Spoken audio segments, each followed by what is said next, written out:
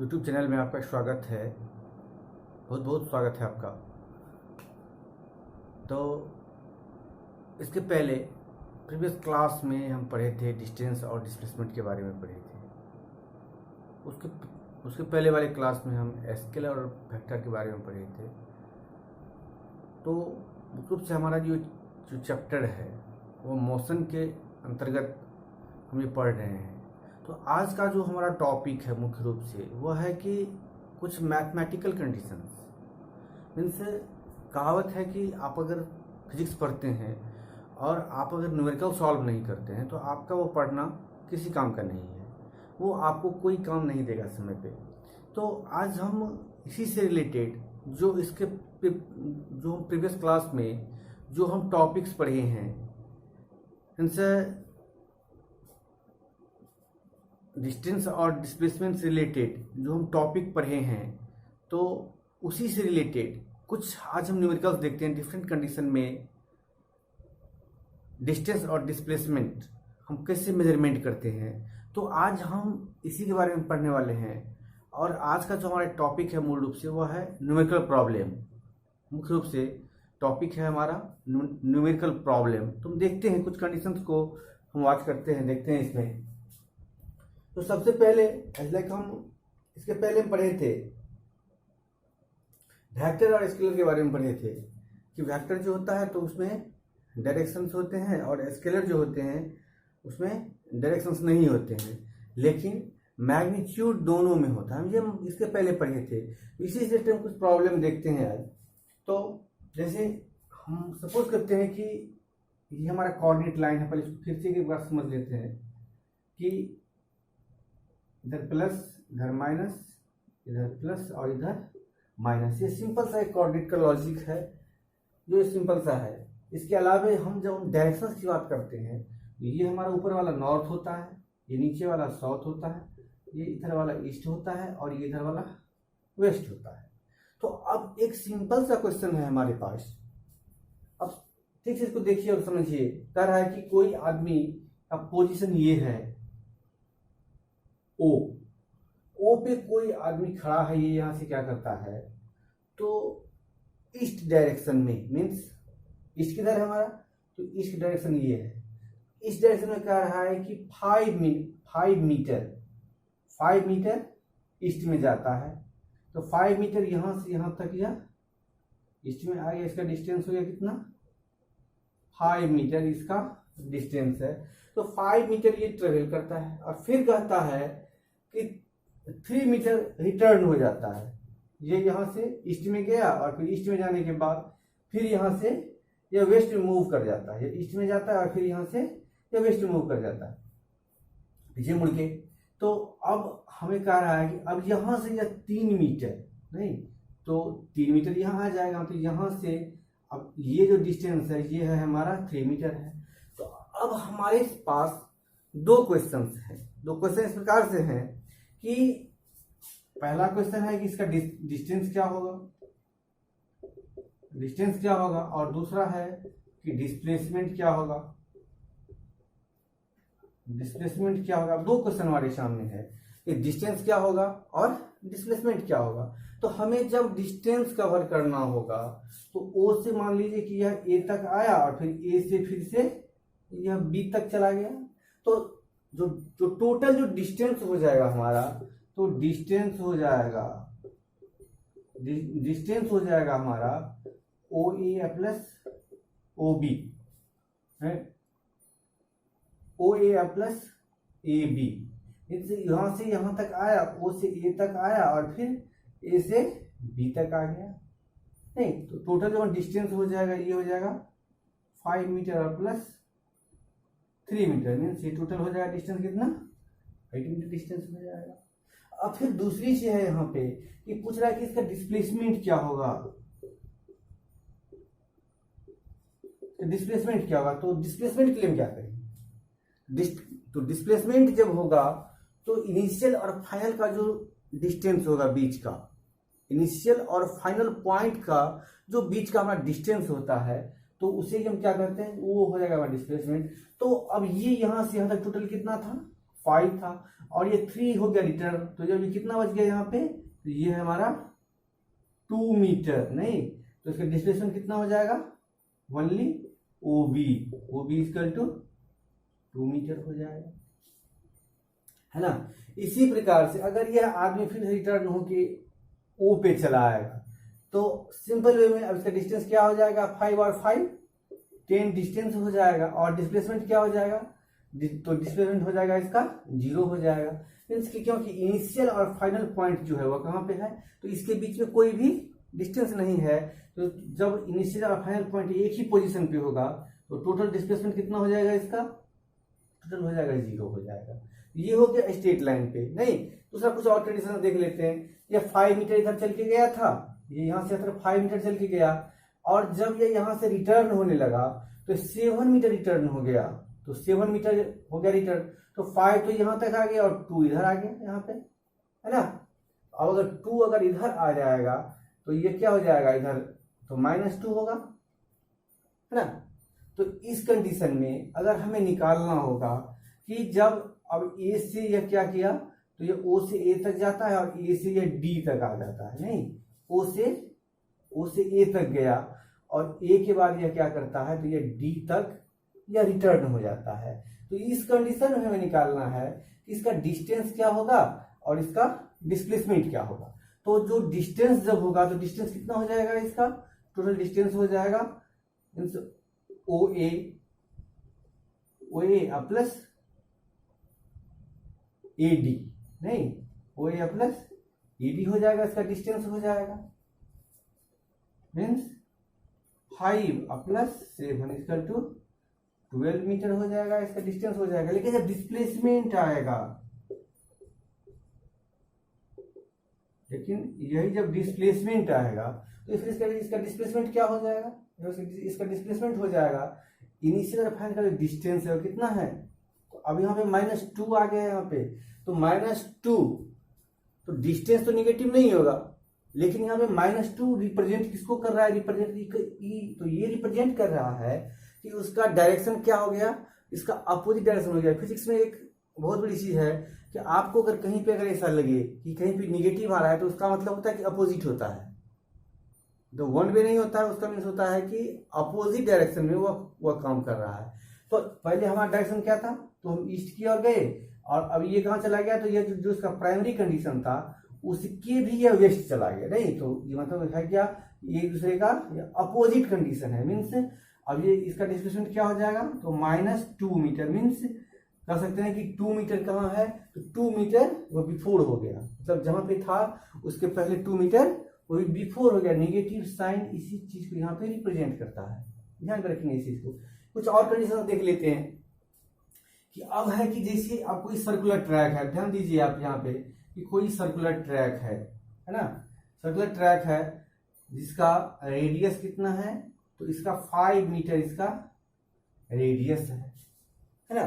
तो अब कह रहा है कि अगर कोई व्यक्ति अब यहां से दौड़ना शुरू किया, है ना, और ये दौड़ते दौड़ते क्या करता है, तो 20 मिनट में 1 साइकिल पूरा करता है ना। 20 मिनट इसको 1 राउंड घूमने में इसको टाइम लगता है, मतलब 1 राउंड में कितना घूमता है, तो मतलब 1 साइकिल में कितना इसको टाइम लगता है, तो 20 मिनट इसको टाइम लगता है, मतलब 20 मिनट में घूमता है, 1 साइकिल घूम जाता है। तो अब क्वेश्चन है हमारा कि आफ्टर 10 मिनट में इसका डिस्टेंस क्या होगा और डिस्प्लेसमेंट क्या होगा।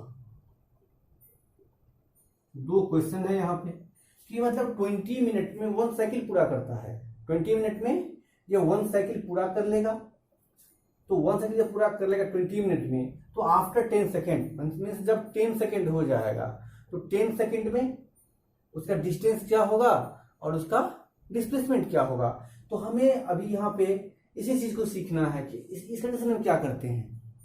तो अब कंडीशन क्या है कि 20 मिनट में 1 साइकिल पूरा करता है। ध्यान दीजिए यहाँ पे कि 20 मिनट लगता है इसको एक साइकिल पूरा करने में, यहां से यहां तक आने में कितना देर लगता है, तो 20 मिनट।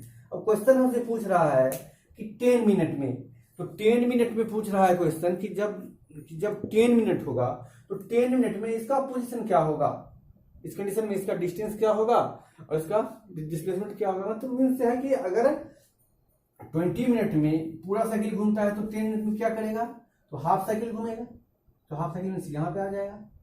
अगर यहाँ पे जब आएगा तो अब हम यहाँ से इसको ड्रॉ कर दें यहाँ से, तो ये जो है ये क्या हो जाएगा, तो यहां से यहां तक चल के आया, तो ये क्या हो जाएगा हमारा डिस्टेंस हो जाएगा, और ये क्या हो जाएगा हमारा डिस्प्लेसमेंट हो जाएगा।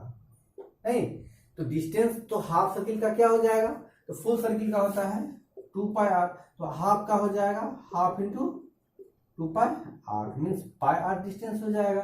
तो पाई कितना है इसका 22/7 इंटू आर से इसको मल्टीप्लाई कर देना, तो आर कितना है, तो 5 है, मीन्स हो जाएगा 100/7 मीटर। लेकिन वही डिस्प्लेसमेंट निकालना हो तब क्या करेंगे, अब यहां से यहाँ ये कितना हो जाएगा 2r, नहीं ये भी r और ये भी r, तो ये टोटल डिस्प्लेसमेंट कितना हो जाएगा, ये हो जाएगा 2r हो जाएगा, means 2 into 5 equal to 10 meter हो जाएगा।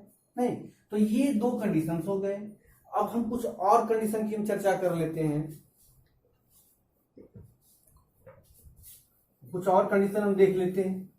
बिल्कुल आसान सा कंडीशन है, इस प्रकार से है, कह रहा है कि कोई आदमी है जो 4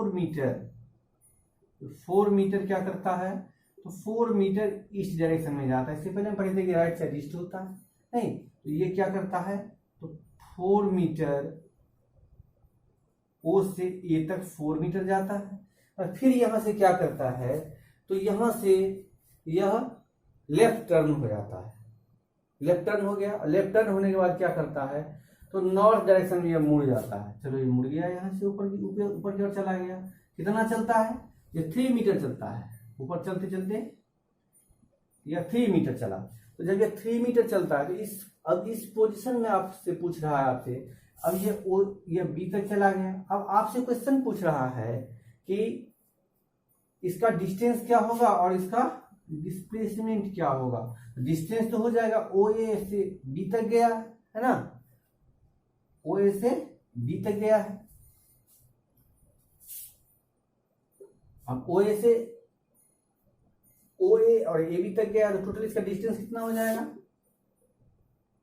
टोटल इसका डिस्टेंस हो जाएगा ओ ए और plus A B equal to 4 और प्लस 3 इक्वल टू 7 मीटर हो जाएगा। लेकिन अगर कहेगा कि इसका डिस्प्लेसमेंट क्या होगा, एरो का साइन दे रहे हैं, एक तो एरो का साइन ये शो करेगा यहाँ पे, ये क्या है, ये डिस्प्लेसमेंट है, मीन्स इसको एस से नोट करते हैं, डिस्प्लेसमेंट को एस से नोट किया जाता है।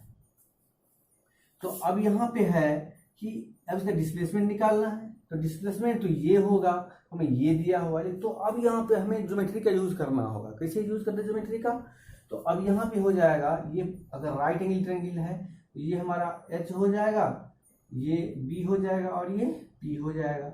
इस कंडीशन में हो जाएगा हमारा root under P square plus B square. इसका यूज कर लेना, पाइथागोरस थ्योरम का यूज कर लेना है। मीन्स अब यहाँ से हो जाएगा कितना, तो 4 का स्क्वायर और प्लस 3 का स्क्वायर इक्वल टू 16 और प्लस 9 रूट 25 इक्वल टू 5। तो ये कितना हो जाएगा, तो 5 मीटर हो जाएगा। तो इसका डिस्प्लेसमेंट कितना हो जाएगा, इसका डिस्प्लेसमेंट हो जाएगा यहाँ से 5 मीटर हो जाएगा, और डिस्टेंस कितना हो जाएगा, तो 7 मीटर इसका डिस्टेंस हो जाएगा। इसमें शायद आपको कोई परेशानी नहीं हुई होगी इसको समझने में। एक और प्रॉब्लम देख लेते हैं और फिर उसके बाद हम और कुछ देखते हैं आगे। एक और क्वेश्चन देख लेते हैं। अब क्वेश्चन है यहाँ पे कि कोई ऑब्जेक्ट है जो 5 मीटर ओ से ए तक जाता है ना, फिर यहां आने के बाद क्या करता है, तो ये लेफ्ट मुड़ जाता है।